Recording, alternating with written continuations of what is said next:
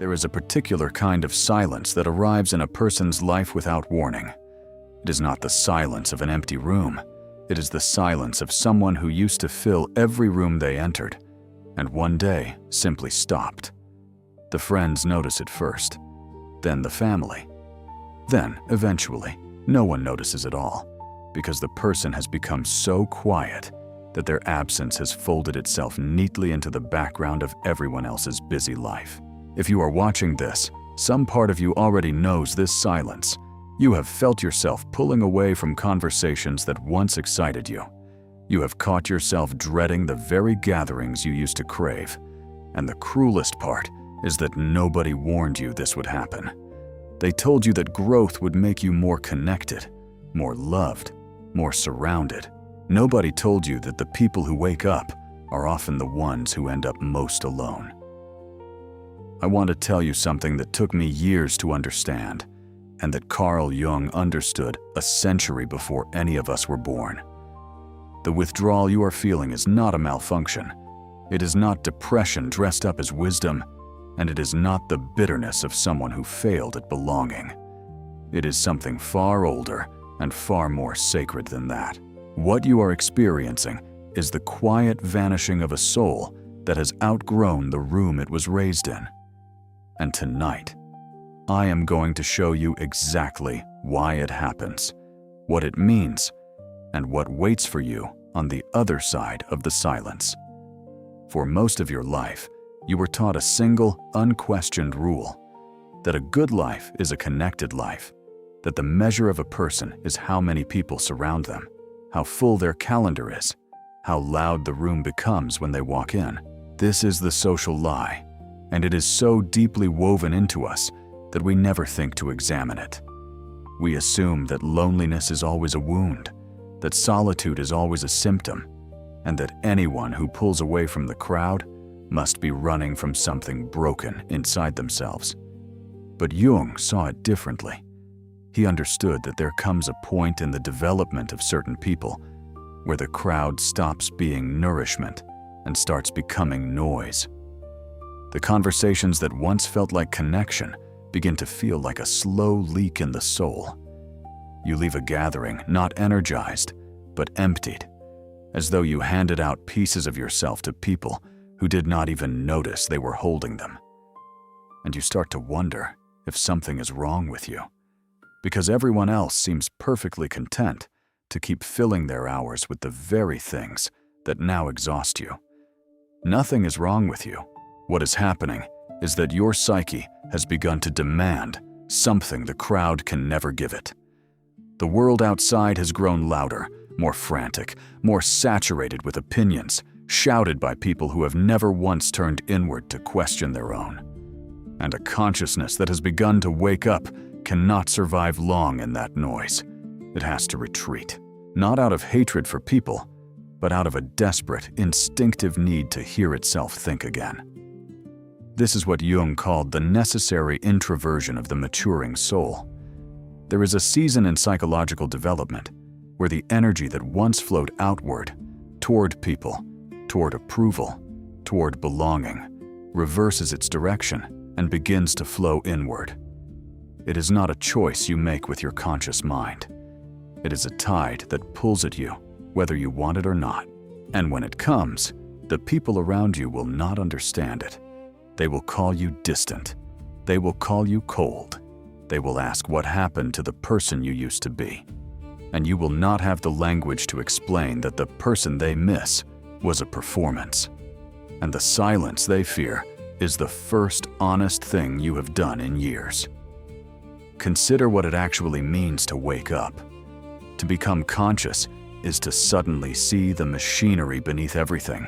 You begin to notice the small dishonesties in everyday conversation, the way people perform versions of themselves, the way entire friendships are built on the unspoken agreement that nobody will ever say what is real. Once you see this, you cannot unsee it. And sitting in a room full of unconsciousness, when you yourself have started to wake, is a specific kind of agony. It is like being the only sober person at a party that has gone on far too long. You are not better than anyone there. You are simply awake in a place where everyone else is dreaming, and there is nothing lonelier than that. So you begin to disappear. Quietly, gradually, without drama. You stop replying as quickly. You decline the invitations. You find reasons to be elsewhere. And the strange thing is that as the outer world grows quieter, something inside you begins, for the first time in years, to speak. Imagine, for a moment, a lake. For most of your life, the surface of this lake has been churned by constant wind. Boats crossing it, people throwing stones, storms passing over, children splashing at the edges. The surface is always moving, always disturbed, and because of this, you have never once been able to see what lies beneath. You have lived your entire life believing the lake is nothing but its agitated surface, because that is the only version of it you have ever known. The crowd is the wind. Every conversation, every notification, every opinion you absorb, every social obligation you fulfill is another gust across the water. And as long as the wind keeps blowing, the surface keeps churning, and you remain a stranger to your own depths. You can spend an entire life this way, mistaking the noise on the surface for the whole of who you are. But then the wind stops. You withdraw, you go quiet. You let the invitations go unanswered. And at first, the stillness is unbearable. The surface keeps rippling for a while out of sheer momentum, the way your mind keeps racing for days after you finally step out of the noise. But slowly, the water settles. And when it does, something extraordinary happens. The surface becomes clear, and for the first time in your life, you can see down into the depths. You see what was always there, beneath the agitation. The shapes moving in the deep water, the buried things, the treasures, and the wreckage that the wind had hidden from you all along. This is what solitude does. It is not absence, it is not deprivation. It is the stilling of the surface so that the depths can finally be seen. Jung understood that the unconscious mind, the vast reservoir of everything you have buried and never faced, can only be reached in stillness.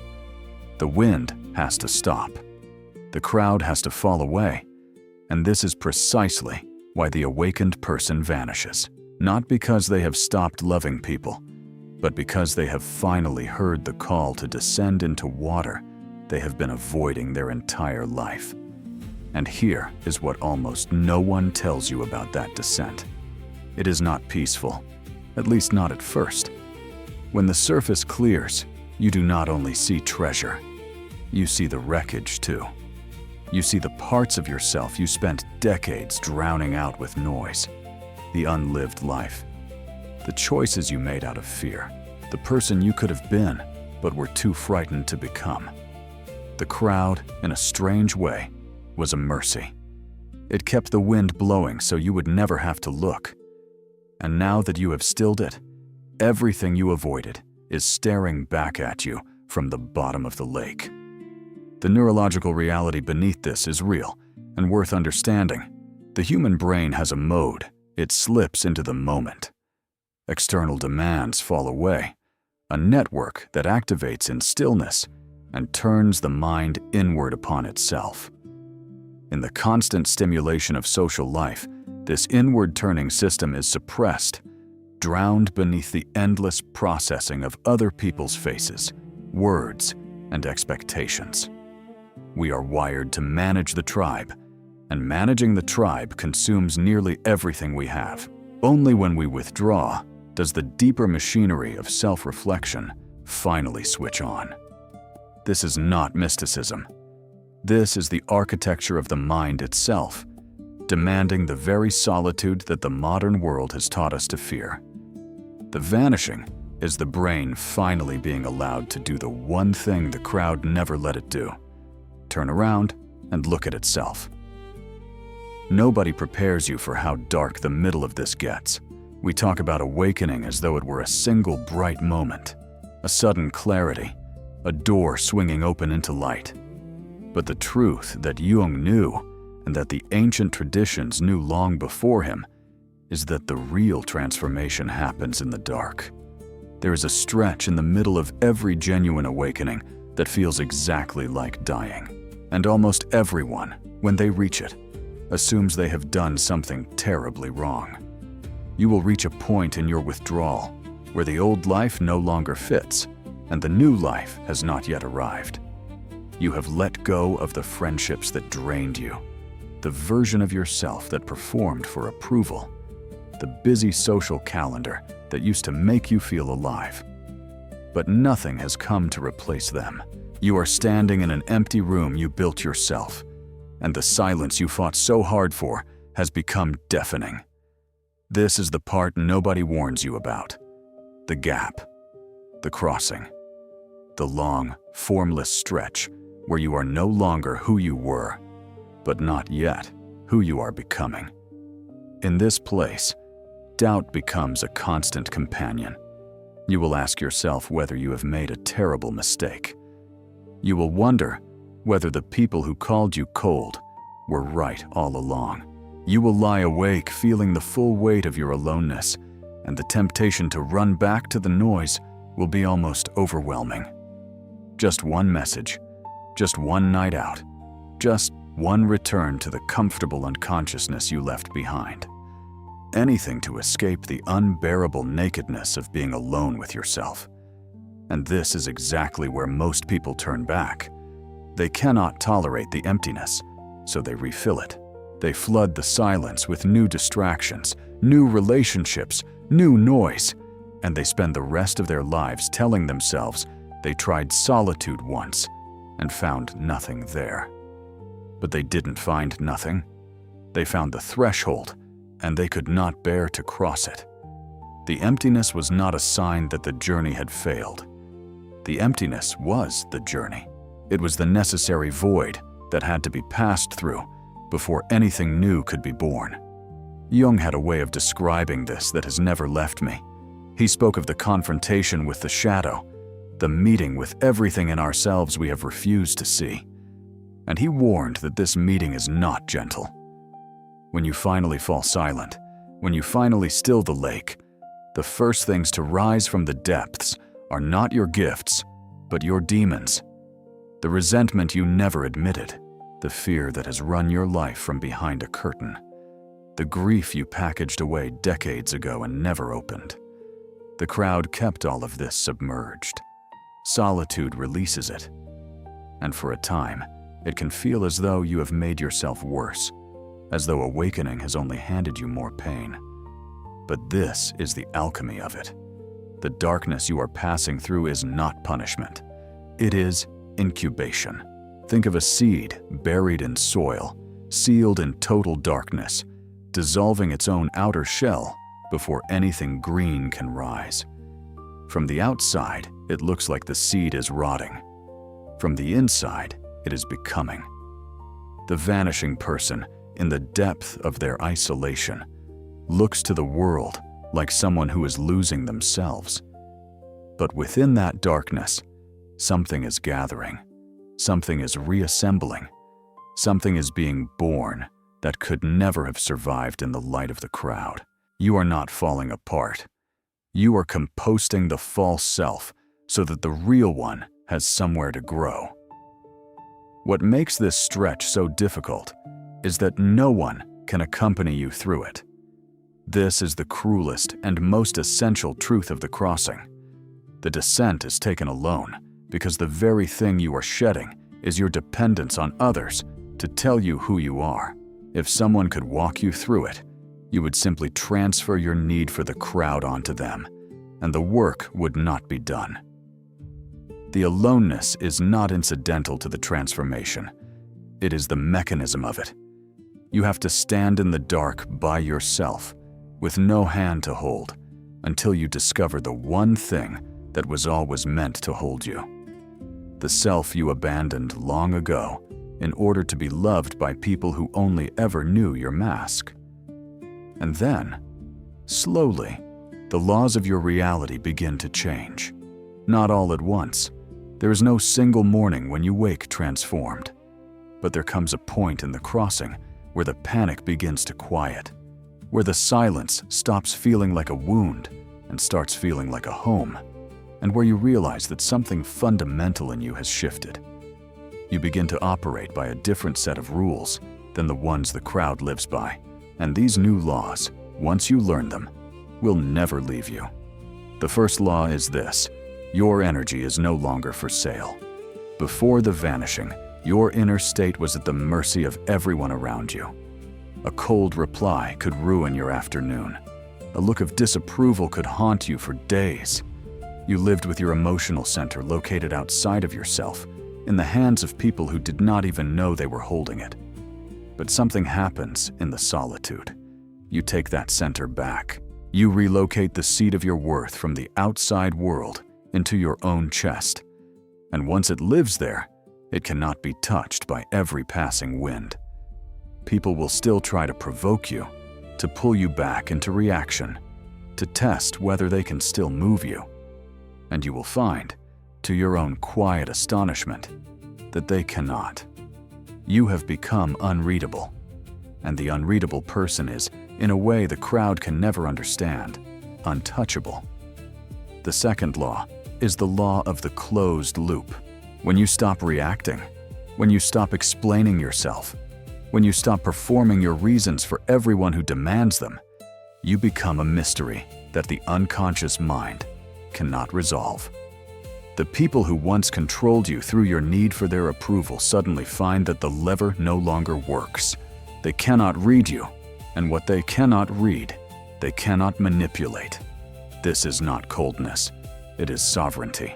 You have simply stopped handing the keys to your inner world to people who were never qualified to hold them. The third law is the most important and the hardest one. It is the law of internal coherence. In the old life, you were fragmented. You were one person at work, another with your family, another with your friends, another alone. And somewhere in the cracks between all those performances, the real you got lost. The vanishing reassembles you. In the solitude, with no audience to perform for, the fragments begin to fuse. You stop being a different person for every room. You become one person, the same in the dark as in the light, the same alone as in a crowd. And this coherence is a kind of power that the fragmented can never possess. It cannot be argued with because it is not an opinion. It is the simple, unshakable fact of a person who is finally whole. To build this new architecture within yourself requires a daily discipline that the world will never see and never reward. It means protecting your solitude as fiercely as others protect their social standing. It means letting the silence be uncomfortable rather than rushing to fill it. It means sitting with your own thoughts long enough that they stop being noise and start becoming clarity. It means refusing to explain yourself to people who are committed to misunderstanding you. And it means accepting that this path will cost you the approval of nearly everyone in exchange for something far rarer. The approval of the one person whose judgment you can never escape, the one who looks back at you from the still surface of the lake. There is a strategic dimension to this that even the old masters of power understood. The person who cannot be read cannot be defeated. The person who does not react cannot be controlled. The person who needs nothing from you holds all the leverage because they have removed the one thing through which you might have moved them. The vanishing is not weakness disguised as wisdom. It is, in the deepest sense, the accumulation of an unassailable kind of strength. While the crowd spends itself in endless reaction, in the exhausting management of 100 relationships, the one who is withdrawn is gathering force in the silence, becoming something the crowd can no longer touch and will eventually be unable to ignore. So what does the life look like on the far side of the vanishing? It is not what you fear. It is not a lonely exile, a bitter old soul muttering in an empty house. The fear that drives people back to the crowd is the fear that solitude leads to permanent isolation, that to withdraw is to lose everything and gain nothing. But this is the great deception.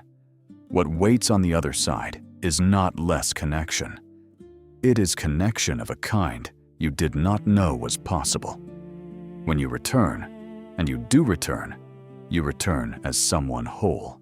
You no longer need people, and because you no longer need them, you can finally love them cleanly, without the desperate grasping that used to poison everything.